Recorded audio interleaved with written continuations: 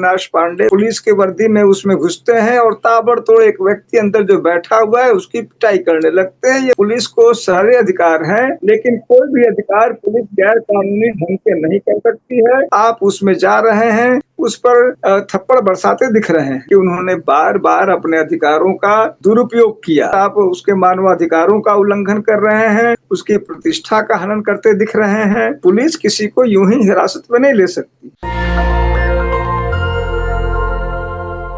नमस्कार, मैं निधि रतन और आप देख रहे हैं नेशनल दस्तक। आज के इस इंटरव्यू में मेरे साथ खास मेहमान जुड़ रहे हैं अमिताभ ठाकुर। लगातार आप उन्हें स्क्रीन के साथ साथ सोशल मीडिया पर भी देखते होंगे। तमाम सामाजिक मुद्दे, संवैधानिक मुद्दों पर बातचीत करते हुए लंबे समय तक प्रशासन में सेवा देने के बाद अब वो आजाद अधिकार सेना के अध्यक्ष भी हैं। उन्हीं से जानेंगे मेरठ में जिस तरीके से लगातार जो है वर्दीधारी अफसरों ने थप्पड़ मारने का काम किया है और जिसके बाद पूरे देश में जो भूचाल आया है, तमाम लोग इसको अलग अलग एंगल भी दे रहे हैं। कोई जाति का भी एंगल दे रहा है, कोई प्रशासन को भी दोषी ठहरा रहा है। इसको लेकर बातचीत करेंगे। सर, क्या कहेंगे? पहले तो आपका स्वागत है जी। नमस्ते जी। क्या कहेंगे सर, आप लंबे समय से आप प्रशासन में सेवा दिए हैं, उसके बाद इस प्रकरण को आप कैसे देखते हैं, मेरठ में जो इंसिडेंट हुआ? देखिए, मैं पहली बात तो ये कहूंगा कि जो भी घटनाएं, जाहिर सी बात है कि आजकल जो तथ्य हम लोग के पास सोशल मीडिया के माध्यम से या मीडिया के माध्यम से आता है, तो निश्चित रूप से आप और हम चूंकि जिम्मेदार लोग हैं, हम लोग सबसे पहले उसकी प्रामाणिकता, उसकी विश्वसनीयता को लेके हमेशा सतर्क रहते हैं और उसके परिधि में ही ये कहते हैं कि जो कुछ हमने एक्स हैंडल्स पे देखा है, सोशल मीडिया पर देखा है, अगर उसकी प्रामाणिकता सही है या गलत है, इस पर मेरा अपना यह मानना है कि सबसे आवश्यक है कि जो वीडियो दिख रहे हैं, जो ऑडियो दिख रहे हैं, उनकी प्रामाणिकता ज्ञात की जाए। तो ये तो एक पहली बात है। और यदि हम यह मान लें कि वह प्रामाणिक है, नहीं प्रामाणिक है, तो सारी बातों का अर्थ खत्म हो जाता है। अगर यह वीडियो, यह ऑडियो, ये तथ्य प्रमाणित हैं, तो निश्चित रूप से इससे कई गंभीर सवाल उत्पन्न होते हैं। सबसे पहले मैं जिस बिंदु पर सबसे अधिक टीका टिप्पणी हो रही है, एक वीडियो जो वायरल है जिसमें पुलिस का एक वैन है। मुझे, चूंकि मैं 2-3 बार अरेस्ट हो चुका हूं, उस वैन में मुझे जाने का मुझे अवसर मिला है।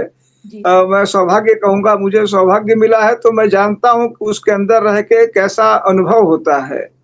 जब आप जालीदार एक डब्बे में ठूस दिए जाते हैं, डाल दिए जाते हैं और बाहर से कोई डब्बा बंद कर देता है, चारों तरफ वो सिर्फ वह जाली होता है जहां से दुनिया आपको आप देख पाते हैं। वो जाली में भी आप गर्दन घुमा के देखते हैं, आदमी बड़ा ही अपने आप को कष्ट और असहाय की स्थिति में महसूस करता है।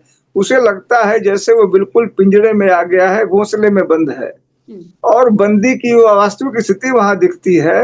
वह स्थिति वह नहीं होती है जब वो बाहर निकल जाता है, थोड़े खुले में होता है।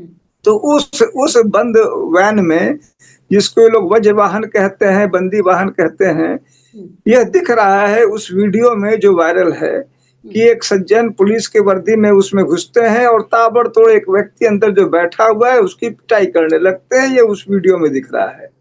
वह व्यक्ति जो अंदर है, वह व्यक्ति बताए जा रहे हैं जिनको उसमें ठूसा गया और जिनके द्वारा मारने पीटने की बात बताई जा रही है, वो एसएसपी मेरठ स्वयं बताए जा रहे हैं। उनका नाम श्री अविनाश पांडे बताया जा रहा है। अब आप खुद बताइए, और मैं समझता हूं इसके लिए विशेष इंटेलिजेंस की जरूरत नहीं है, कि यदि किसी व्यक्ति को पूर्व में ही एक बंदी वाहन में डाल दिया गया हो और वह ऑलरेडी कथित रूप से हमारा यानी पुलिस का बंदी हो गया हो, उसके बाद एसएसपी सार्वजनिक रूप से जाके उनको इस प्रकार से घुस के उनकी पिटाई करें, या ऐसा वीडियो हो या ऐसे तथ्य सामने आ रहे हों जो वहां के स्थानीय पत्रकारों ने भी इस प्रकार के समाचार निकाले हैं, तो इसकी गंभीरता का हम और आप स्वयं आकलन कर सकते हैं कि यह ऐसी ही स्थिति है कि यदि किसी व्यक्ति ने, जो भरत तिवारी केस में हुआ, भरत तिवारी केस में जो कहते हैं कि उस व्यक्ति के पास कथित रूप से पहले पिस्टल थी, बाद में उसने पिस्टल छोड़ दी और हाथ उठा दिया और अपने आप को सरेंडर कर दिया।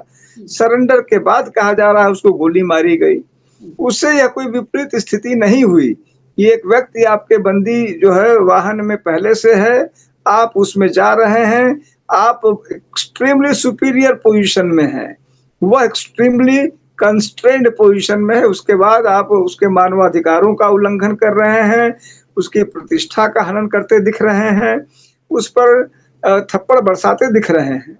तो यदि ये तथ्य सही है, यदि ये वीडियो सही है और यदि यह कृत्य एसएसपी जैसे पद पर बैठे व्यक्ति द्वारा किया गया है, तो इसकी गंभीरता हम और आप स्वतः समझ सकते हैं कितना अपमानजनक है और कितना गंभीर है। जी, जिस तरीके से सर वीडियो में दिखाई दे रहा है और उसके बाद मेरठ पुलिस का एक प्रेस वार्ता आता है जिसमें कहा जाता है कि वो लोग दंगा भड़काने की कोशिश कर रहे थे, परिजनों को भड़काने की कोशिश कर रहे थे, उसके बाद इस तरीके का एक्शन लिया गया। इसको आप कैसे देखते हैं? देखिए, अगर कोई लॉ ऑर्डर की सिचुएशन होती है जी, क्योंकि जाहिर सी बात है कि कोई भी इस प्रकार के जब हालात रहते हैं तो पूरे क्षेत्र की रिकॉर्डिंग, वीडियो रिकॉर्डिंग तो हो नहीं पाती है, सीमित क्षेत्रों की होती है। और इसीलिए मैं इस स्थिति में नहीं हूं कि मैं कह दूं कि वह असत्य बोल रहे हैं, सत्य बोल रहे हैं। उतना उस जिस चीज में मेरा या आपका अधिकार नहीं, मैं टिप्पणी नहीं करूंगा। लेकिन यह जरूर कहूंगा कि कुछ चीजें जो अब तक वीडियो आई हैं, कुछ चीजें वैसी नहीं दिख रही हैं जो मेरठ पुलिस दावा कर रही है। और प्रथम दृष्टया कई चीजों में मेरठ पुलिस सत्य से परे कथन करते हुए दिखती है, प्रथम दृष्टया। जैसे उदाहरण के लिए जिस प्रकार से बल प्रयोग दिख रहा है वीडियो में, हम लोग जानते हैं, जैसे हम लोग की एनपीए में पढ़ाई होती थी, और मैं समझता हूँ ये कॉमन सेंस की भी बात है, कोई बड़ी बात मैं नहीं बता रहा हूँ, कि बल प्रयोग के स्पष्ट नियम है। न्यूनतम बल प्रयोग यह बुनियादी सिद्धांत है, मिनिमम यूज ऑफ फोर्स, ये मैं समझता हूँ पुलिस का हर व्यक्ति जानता है और पब्लिक वाले भी आमतौर पर जानते हैं। इस मामले में जो वीडियो सामने आ रहे हैं, जो तथ्य सामने आ रहे हैं, वे कहीं से न्यूनतम बल प्रयोग नहीं दिख रहे हैं और बार बार उस नियम का भारी व्यतिक्रमण होता दिख रहा है जी। इसीलिए मैं उनकी इस बात से मैं सहमत नहीं दिख पा रहा हूँ कि वो जिससे एक अंग्रेजी शब्द है इनोकुअस, यानी हम बिल्कुल मासूमियत के साथ और निर्लिप्तता के साथ काम कर रहे थे, ऐसा उनका कथन और जो वीडियो है उनमें साम्य नहीं है।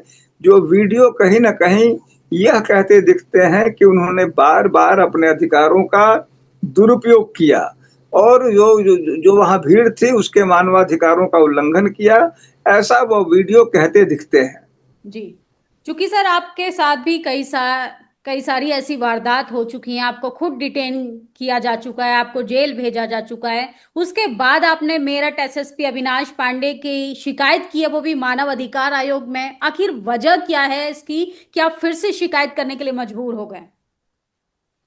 देखिए, तो चूंकि मैं एक लंबे समय से स्वयं को एक सामाजिक कार्यकर्ता मानता हूँ, पॉलिटिकल सोशल एक्टिविस्ट मानता हूँ, तो मैं इसे अपनी ड्यूटी मानता हूं कि अगर कोई ऐसे तथ्य मिलते हैं जिसमें मेरी आवाज की भी जरूरत है, मैं सिर्फ अपने आप को एक आवाज समझता हूं कि जो अगर किसी चीज को पहुंचाने का माध्यम बन सकता है, किसी न्याय की लड़ाई में सहायक हो सकता है, मैं प्रयास करता हूं। यह तो मेरी बात हुई। जहां तक इस पृष्ठभूमि की बात हुई, तो जो वीडियो की बात अभी चर्चा हमने की थी, जो वीडियो इस समय वायरल है कल से, जिसमें श्री अविनाश पांडे उस वाहन में घुस के पीटते हुए दिख रहे हैं, कथित रूप से जो वीडियो है वह स्पष्टतया मेरी दृष्टि में मानवाधिकारों का उल्लंघन, मानवाधिकारों का व्यतिक्रमण दिखता है, जिसको लेके मैंने उसकी शिकायत की है। अब एक और बात उसमें मैं कहना चाहूंगा कि एक चर्चा और भी है कि जो कुछ समाचार पत्रों ने जिसको प्रकाशित किया है, जो उनका वर्जन है, उन्होंने कहा है कि इसके बाद उस व्यक्ति ने एसएसपी को कहा कि मैं इसकी शिकायत करूंगा, उसके बाद उन्हें जबरदस्ती वहां से ले जाया गया।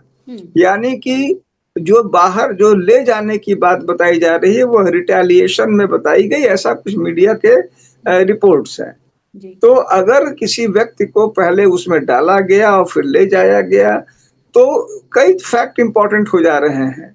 जैसे मैं आपको अपनी कहानी से मैं 2 मिनट में समझाना चाहूंगा।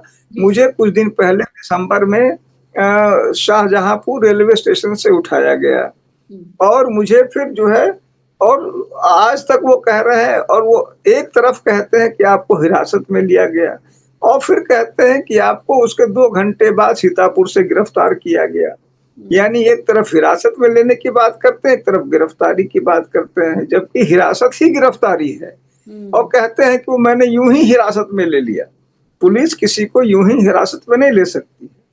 उसी प्रकार से जिस समय वह सज्जन या वे तमाम सज्जन उस वैन में बैठे थे, तो यहाँ विधिक प्रश्न यह उठता है कि उस समय उनकी औपचारिक रूप से कोई गिरफ्तारी हुई थी या नहीं हुई थी, उनकी हिरासत थी कि नहीं थी, कितने बजे हिरासत में लिए गए, जब वो वैन में थे तो वो किस लीगल कैपेसिटी में थे और किस लीगल कैपेसिटी में बाद में उनमें एक्शन हुआ। कहने का मतलब यह है निधि जी कि पुलिस को सारे अधिकार हैं, लेकिन कोई भी अधिकार पुलिस गैर कानूनी ढंग से नहीं कर सकती है। पुलिस कभी भी नियमों के परे काम नहीं कर सकती। कैसे देखते हैं सर, पुलिस पर जनता भरोसा करे जिस तरीके की लगातार घटनाएं हो रही हैं, और इनफैक्ट मुझे कहने में भी कोई संकोच नहीं है, पुलिस प्रोटेक्शन में भी कई लोगों की जानें गई हैं, जो एक सवाल खड़ा करती हैं कि सिस्टम के लोगों के प्रति लोगों का जो भरोसा है, सरकार पर तो भरोसा पिछले कई सालों से डगमगाया है, इसके बाद प्रशासन का जो रवैया है वो कैसे ठीक होगा, कैसे मानव अधिकार सुरक्षित रहेंगे, कैसे संविधान को बरकरार रखा जाएगा? ये देखिए, मैं जितना इस विषय पर सोच पाता हूँ, मैं यही समझ पाता हूँ कि निश्चित रूप से ये हमारी आपकी हम सबों की जिम्मेदारी है। और मुझे मतलब मैं आशावादी व्यक्ति हूँ, मुझे ऐसा लगता है कि स्थितियां कठिन हो रही हैं, कठिन हैं, लेकिन तमाम ऐसे लोग हैं जो अनवरत जैसे कि चिराग की तरह काम कर रहे हैं, वो अपनी रोशनी फैला रहे हैं। जैसा भी यही मुद्दा है, तो अब तमाम लोग हैं जो ऑफिशियल वर्जन है, एक प्रथा हो गई है मीडिया में भी कि जो ऑफिशियल वर्जन है हमने उसी को शब्दशः छाप दिया, उसी को ब्रह्म वाक्य की तरह प्रयुक्त कर दिया, जो कहा उसको सच मान लिया। लेकिन आपके जैसे तमाम लोग हैं जो उसके बीच सत्यता की तलाश कर रहे हैं। हमारे जैसे लोग भी हैं जो इन बिंदुओं को सामने लाने के लिए प्रयत्नशील हैं। मैं समझता हूँ भले सुप्रीम कोर्ट के माननीय चीफ जस्टिस साहब कई बार एक्टिविस्टों के लिए कि आरटीआई एक्टिविस्ट के या किसी के लिए कई शब्दों का प्रयोग कर दें जिन पर गहन चिंता व्यक्त कर दी जा रही हो, कभी कॉकरोच हम कह दिए जाएं, कभी हम कुछ और कह दिए जाएं, लेकिन मेरी अपनी समझ और जानकारी में आपके हमारे जैसे वॉच डॉग इस डेमोक्रेसी के लिए, इस व्यवस्था को सुचारू बनाए रखने के लिए और इसके कील कांटों को दुरुस्त रखने के लिए, इसमें जो कमियां आ जा रही हैं उनको ठीक कराने के लिए बहुत ही महत्वपूर्ण कार्य कर रहे हैं। और कई बार स्वयं को खतरे में डाल के कर रहे हैं। जैसे मैं अपना भी मानता हूं कि कई बार मेरे साथ जो हुआ मैं नहीं समझता, मेरा मन ये कहता है और मेरी आत्मा जानती है कि वह उसका कारण, उसकी पृष्ठभूमि कहीं और थी। तमाम और भी लोग हमारे साथी हैं जो आवाज कहीं उठाते हैं, कार्रवाई कहीं झेलते हैं, लेकिन एक जुनून है उनमें कि वह सच को साथ देंगे, सही की आवाज उठाएंगे। तो आपके जैसे निधि जी, आपके जैसे लोग, आपके जैसे साथी इन महत्वपूर्ण बिंदुओं के लिए और समाज में जो आपने कहा कि कैसे ठीक होगा, वो ठीक रखने के लिए बहुत ही महत्वपूर्ण भूमिका निभा रहे हैं। जी सर, एक आखिरी सवाल लेंगे। जब आप पुलिस हिरासत में थे, या ये बोलें कि गिरफ्तार किया गया था या डिटेन किया गया था, जो भी प्रशासनिक भाषा होती है, उसको लेकर आपने एक वीडियो जारी किया था जिसमें आपने गंभीर आरोप लगाए थे कि अगर मेरी जान को कुछ होता है तो प्रशासन इसका जिम्मेदार होगा। आखिर ऐसा क्या होता है जिसको लेकर तमाम एक्टिविस्ट हों, चाहे संविधान अधिकारों की बात करने वाले हों, उन लोगों को इस तरीके का बयान देना पड़ता है? देखिए, मैं आपको बताऊं कि जैसे कुछ चीजें हैं, मैं उस पर आगे काम भी कर रहा हूं जी। और एक मैं पुस्तक भी उस पर लिखने का प्रयास कर रहा हूं। मुझे शाहजहांपुर में रात करीब 1:52 कहते हैं समय के अनुसार से उठाया गया। कोई लिखा पढ़ी नहीं हुई, खींच के नीचे उतार लिया गया। एक पुलिस वाहन में बैठाया गया, आगे पीछे एक और पुलिस वाहन, और फिर मुझे लखनऊ दिल्ली हाईवे पे ले जाया गया। वह 10 दिसंबर की रात थी। आप समझिए ठंड का मौसम था, सुनसान रात थी और मैं तनहा बिना किसी लिखा पढ़ी के 3 वाहनों के बीच में बैठा हुआ था। और मेरा दिल चाहता है कि उस दौरान मुझे कई बार ऐसा लगा कि कोई आश्चर्य नहीं कि जैसे आजकल एनकाउंटर्स की बात कही जाती है, जी। मैं कहीं गिरा पाया जाऊं और कल को यह हो जाए कि यह तो भाई कुछ भी माने, आजकल आदमी कह दिया जाता है कि यह फला था वह फला था। आप किसी को कोई लेबल लगा दीजिए, दो चार आप मैं समझता हूँ साक्ष्य जो है कृत्रिम साक्ष्य रख दीजिए, मानने वाले मान लेते हैं। तो अब स्थितियां निश्चित रूप से कई बार कठिन हो जाती हैं। लेकिन जैसा मैंने कहा कि आपके जैसे लोग तमाम साथी, हम और आप, मैं समझता हूँ अपवाद नहीं है, ऐसे तमाम साथी बेहद उत्साह के साथ जिसको जनतंत्र की रक्षा में अपना योगदान देने की बात है वह लगातार कर रहे हैं। और मेरी दृष्टि में आशावादी होने का यह सबसे प्रमुख कारण और आधार है। जिस तरीके से सर एनकाउंटर हो रहा है, एनकाउंटर को न्याय की परिभाषा दी जा रही है और कहा जा रहा है कि ये न्याय दिया जा रहा है, क्या संवैधानिक अधिकारों के प्रति जनता को अब सरेंडर कर देना चाहिए? आर्टिकल 19 के प्रति अब चुपचाप बैठ जाना चाहिए, जिस तरीके से एनकाउंटर को ही सही ठहराया जा रहा है? देखिए, मुझे लगता है कि यह स्थिति भी स्वतः ही समाप्त हो जाएगी। और जैसे कहावत है कि जाके पीर न फटे बिवाई, वो क्या जाने पीर पर आई। तो अभी जो साथी हमारे या जो राजनीतिक व्यक्ति एनकाउंटर के पुरोधा बने हुए हैं, कभी भी चूंकि समय बदलता है, कभी पता लगा कि समय बदल गया, कोई दूसरा शासन आ गया, और वह जब इस प्रकार से इनमें से किसी को उठा के इसी प्रकार से जो कर देगा, तब ये सारी स्थिति को अभी आप चीख चीख के भी कहेंगे तो वह दर्द नहीं समझ पाएंगे, वह तर्क नहीं समझ पाएंगे कि आप किसी को मार नहीं सकते हैं। कह रहे नहीं हम कानून के बड़े पालक हैं, लेकिन जब अपने किसी परिवार वालों को उसको झेलना पड़ता है, और पड़ता ही है, क्योंकि समय बदलने पर अगला जो शासन होगा वह भी इतना ही निर्मम होगा, इतनी ही निष्ठुरता से इसी प्रकार आंख बंद करके इनके लोगों को ढूंढेगा। यह दर्द तभी महसूस होता है और किसी प्रकार से नहीं, क्योंकि तर्क तो बड़े प्यारे होते हैं कि हम तो कानून के रखवाले हैं, हम तो कानून का पालन कर रहे हैं, समाज में कानून की स्थापना कर रहे हैं, हम राष्ट्रभक्त हैं, ये सब सुनने में अच्छा लगता है। लेकिन उस माँ बहन का, उस पत्नी का दर्द तब होता है जब उसके पति को, सही हो गलत हो, विधिक प्रक्रिया है, उसके परे जाके आपने उसका शॉर्टकट कर दिया। वह दर्द इन साथियों को भी तभी होगा जब दुर्भाग्य से इनके यहाँ कभी वो चीज होगा। जी सर, क्या कहेंगे वर्तमान जो स्थिति है पूरे देश की, चाहे किसी भी परिप्रेक्ष्य में बात करें, आर्थिक स्तर पर बात करें, सामाजिक स्तर पर बात करें, राजनीतिक स्तर पर भी बात करें, देश की आवाम को आप क्या मैसेज देना चाहते हैं? देखिए, मैं उस हैसियत का नहीं हूँ, लेकिन जितना हम और आप जानते हैं, मैं सिर्फ यह समझ पा रहा हूँ, जानता हूँ कि हमें संवैधानिक मूल्यों पर विश्वास रखना चाहिए। यह टाइम टेस्टेड मेथड्स हैं और हमें शॉर्टकट्स में नहीं जाना चाहिए।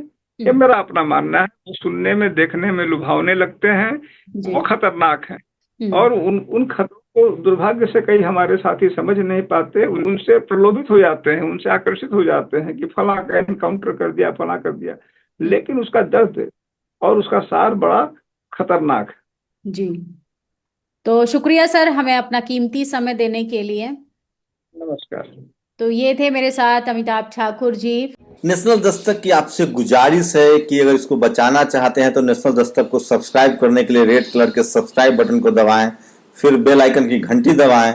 नेशनल दस्तक को बचाने के लिए बहुत जरूरी है कि हर खबर को शेयर करें, लाइक करें, कमेंट जरूर करें।